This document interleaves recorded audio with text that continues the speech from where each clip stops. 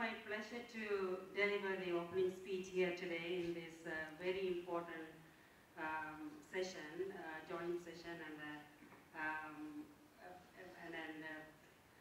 landmark event for our faculty.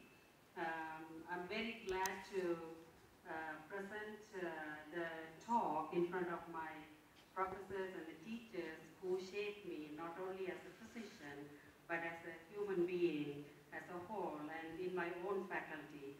This is the speech which I will remember for my life, and this is the best memory which I will have for my rest of my life, my entire career, because I'm presenting in my own faculty in front of my own teachers. So it's a daunting task to talk about early recognition of acute illness in 15 minutes. So I thought we'll cover something about early goal-directed treatment in patients with severe sepsis, so some outlines, and then I'm going to talk about some circulatory optimizations, about cardiac arrest and the teams we develop, and how to recognize the newer modalities about ultrasounds and echocardiograms.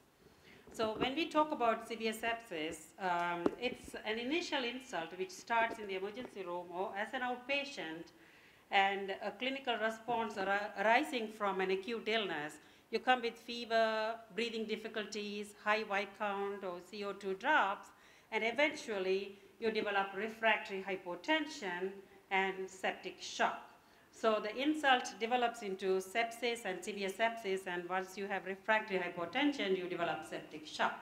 So how do we diagnose early? We don't have a crystal ball to pinpoint what to do with these patients who are going to go through shock. So what are you asking your biomarkers to do now? To diagnose under the microscope which insult which created, or the risk assessment. You can see that the patients with severe sepsis, the risk assessment, they are just falling off the cliff, and we need to save them. So one of the important biomarkers which is identified is as lactate more than 4 levels at the initial entry level. It predicts the mortality or in-hospital death if you have more than 4. So what happens in severe sepsis or septic shock? You develop acute organ dysfunction, from central nervous system to respiratory system failure, in the ventilatory failure, to liver dysfunction, to metabolic dysfunction, severe acidosis, develop lactic acidosis, cardiovascular dysfunction, develop severe hypotension, kidney dysfunction, and variety of hematological disorders. And the bottom line here for the clinical manifestations is acute tissue hypoperfusion, eventually develop multi-organ dysfunction. So the profiles in sepsis, 3 different things. Initially, you have hypovolemia because of the capillary leak. You develop distributive shock, which is macrovascular or microvascular, and severe mitochondrial dysfunction. And eventually, patient develop myocardial suppression or depression and cardiogenic shock. Not cardiogenic shock per se, significant cardiac dysfunction. This is one of the landmark study which was published in 2000s. What they did was early goal-directed treatment in these patients to identify them early. In addition to the standard treatment outlined on this one side, they added the goal-directed treatment with SCVO2 monitoring, which is the central venous oxygen monitoring, and also for the cardiac dysfunction, added dobutamine if that's the case, if the central venous oxygen saturation is lower than 70%.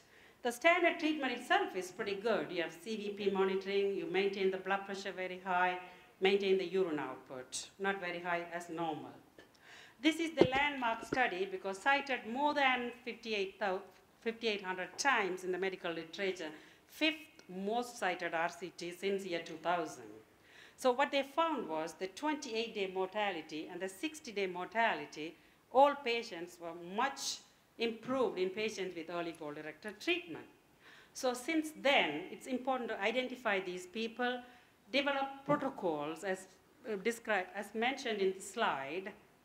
In addition to the standard guidelines, you monitor the central venous oxygen saturation and maintain the oxygen saturation adequate for tissue hypoperfusion. Use of inotropic agents, including transfusions. So what do we follow? the lactate. The biomarkers are very important. Lactate clearance is as good as central venous oxygen saturation. The mortality is improved in both, so for improved tissue hypoperfusion. So at the end, the disease is very old, and nothing about it has changed with severe sepsis or septic shock. But it is we who change as we learn to recognize what was formerly imperceptible. So we thought the sepsis is the microcirculation problem right now. What we are thinking is a problem with microcirculation at the capillary level. It's the chief regulator of the tissue oxygen transport in the body and the largest endothelial surface in the body. And it is a disease of the microcirculation. And what you develop at the end is the microcirculatory failure in severe sepsis with variety of dysfunctions described in the slide, and capillary leakage at the microcirculatory level. The microcirculatory alterations which are worse in non-survivors, and it correlates with organ failure and mortality. So what we measured is the central venous oxygen saturation. You deliver about 1,000 ml per minute into the body for the tissue, and oxygen is utilized, and the 75% is utilized, 25% is utilized, and 75% oxygen saturation is coming back. So if you have poor oxygen utilization, and then if you get lower central venous oxygen saturation, you need to alter that and improve the organ tissue hypoperfusion to improve the mortality and organ dysfunction. One of the modalities is monitoring central venous oxygen saturation and transfusion, including dobutamine. And again, any study, you do a post-analysis, and this is the latest study released in 2014 when they compared the mortality between the patients who had early goal-directed treatment and who had the standard treatment. Didn't show much difference in the 60-day or 90-day mortality. What is the reason? There are several reasons. This study is done only in the academic centers. We are very good at now treating the early septic shock or severe sepsis patient and identifying them. Regardless of the protocol improved, all the protocols were early recognition, which plays the major role. So what other mortalities you can recognize the acute illness is arterial pressure variations. We all have arterial lines in the intensive care unit, more than 10% difference in your arterial pressure variation, which gives you an idea about severe hypovolemia in initial part. Same thing with the pulse pressure variation. You can look at that. The difference is high, then you need to resuscitate them with high volume. Another important modality, now improved recognition, is the ultrasound. Bedside ultrasound, you can see that the IVC collapsibility, more than 40%, tells you that patient is significantly hypovolemic, which is a very common modality used at the bedside by everybody nowadays. This is again the IVC and the right atrium and the right ventricle. You can see the collapsibility, and if the IVC is collapsing for more than 40%, you need adequate volume resuscitation. This is the subcostal view with the right atrium and the IVC. It's very easy to do it at the bedside ultrasound. 4-chamber view with the IVC subcostal, and the subcostal view again. You can see assess the ventricle immediately at the bedside. 4-chamber view, quick assessment tells you there's no tamponade, no major cardiac dysfunction, so the patient is having either sepsis or something else. And you can see that this is my bedside ultrasounds at the units. It's a normal IVC, is not collapsing. You can see that they said I had adequate volume resuscitation. The collapsing more than 40%, not much. More than 40%, so you need more volume if they are still hypotensive. Very useful ultrasound. You can see that pleural effusion and the lung, very easy to recognize pleural effusion and drain the effusion quickly by the bedside ultrasound. It's very sensitive for pneumothorax detection, better than subcostal, the anteroposterior chest x-rays, very sensitive. You can see that pneumothorax, like what you see is a normal lung. There's no motion, you see a seashore sign. You see the differentiation between the walls and the lung. You lose that if you have air in that. So you use that seashore sign, it's called pneumothorax. So basically ocean and then sand on the beach is normal. If you lose that, you have pneumothorax. Very, very sensitive at the bedside for the ultrasound. So at the end, like when the patient is having some acute illness and all of these organ dysfunction, problem is whether the patient is dead or alive at the end because they are intubated, they have, you're supporting all the organs, especially after the cardiac arrest. So what do they need to survive? You can have an ultrasound or an echocardiogram at the bedside. So most of the cardiac arrest victims, they will need cardiac catheterization. But the treatment, the important treatment which is going to help them survive is to identify and treat the reversible causes, either volume of hypoxia, acidosis, whatever it's listed, it's important on the right side, pneumothorax, tamponades. If we do not recognize, we lose all these patients. So any recognition of the early diagnosis, nothing replaces other than a good physical exam in any acute illness. So my vote at the end is do a good physical exam, identify the cause, and treat that. And if you think it's severe sepsis, implement early goal-directed treatment. So these are the echo clips in acute illness. We think like what is the patient is having, collapsed, intubating, but what does he have in the bedside echo is showing cardiac tamponade. You can see that cardiac tamponade, oops, sorry. You can see that like cardiac tamponade with pericardial effusion.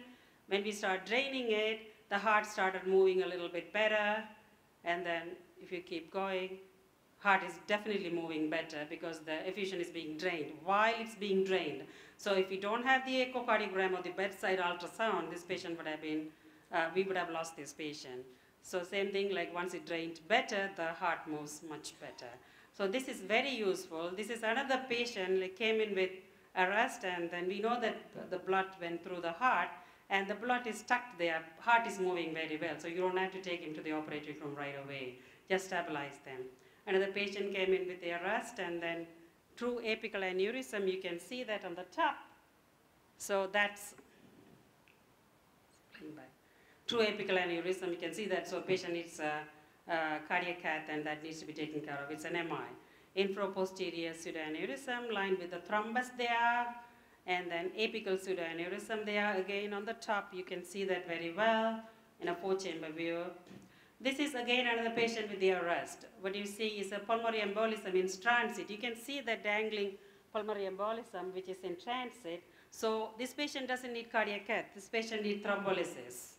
So when you have, if you want to recognize early recognition, all you need is a bedside ultrasound in addition to a good physical exam. So that clot was removed in the operating room. It's a long clot, 7-centimeter clot. This is again another pseudoaneurysm in an acute illness. You can see the backward transition, so it's most likely it's an MI. Infrabasal pseudoaneurysm flow from into the right ventricle from the right atrium. And this is again, it's one of my patients with a pulmonary embolism thrombolized. And when we put the bedside echo, I was shocked to see this huge ball moving up and down from the atrium to the ventricle. It turned out to be a myxoma in addition to the pulmonary embolism. So you can see surprises on top of that. I felt bad for thrombolizing, but the patient did okay once we sent the patient to the OR later on to remove that myxoma. And this is again another myocardial rupture. Patient came in with shock, intubated, and then what you see is a myocardial rupture, and the blood in the thickened blood coagulum which shows myocardial rupture. So patient had an MI, needs to go to the operating room. We don't have to keep them in the ICU. So again in the cath lab, ventricular V-fibr rust in the cath lab, and left ventricular thrombus, large thrombus clotting. This is at the end of the CPR after 30-40 minutes. If the clot is large amount, the patient is not going to survive, give you a prognostic marker. Again, a myocardial rupture, you can see that very clearly there, pseudoaneurysm which is perforating from the left atrium, left ventricle to the right atrium. So that's again myocardial rupture from MI. This is a very common situation. Takotsubo, immediate post-op period. The first picture on the top is a good beating heart. 18 hours post-op, the heart is not beating very well, which is a very common acute ventricular dilatation from stress, Takotsubo, and which these patients would recover. You don't need to do anything other than supportive care. So within that 15 minutes, what was covered rapidly was the early goal-directed treatment in severe sepsis at the beginning. So the important part for the severe sepsis diagnosis is early diagnosis of the acute illness is a good physical exam, and you definitely need a bedside ultrasound, which certainly helps to save a lot of patients which you may miss or you may not recognize from your physical exam. And it's important to do circulatory optimization, especially after the cardiac arrest, after the CPR. So what we have to do is we need to have emergency response teams, rapid response teams. Emergency response teams are very important. This is on the field. Some of these patients are brought from the field. They are recognized early. The emergency response team will intubate them and bring them in, and it's our responsibility in the emergency room or in the ICU to recognize the reason and to save them. And the rapid response teams in the hospital is an essential part. A group of physician, nurses, and respiratory therapists just go for the 24/7 rapid response team to respond to any of the organ dysfunction which I described. If the urine output dropped and patient had mental status changes, blood pressure dropped, they can ring the bell for rapid response team. We go and take care of them so they don't progress to severe sepsis or septic shock. So what do we do when we go there? It's a teamwork. The team arrives, do a good physical exam. Nothing replaces a physical exam to find out the cause of an acute illness. Treat the cause. If there's a pneumothorax, a physical exam is more than enough to decompress the patient. Nothing, you don't need an ultrasound at that time. You have a good physical exam. And early recognition is the key for early diagnosis and a good teamwork. None of us can function without a nurses or physical therapist or respiratory therapist. So that's which gives us a good recognition. So, thank you.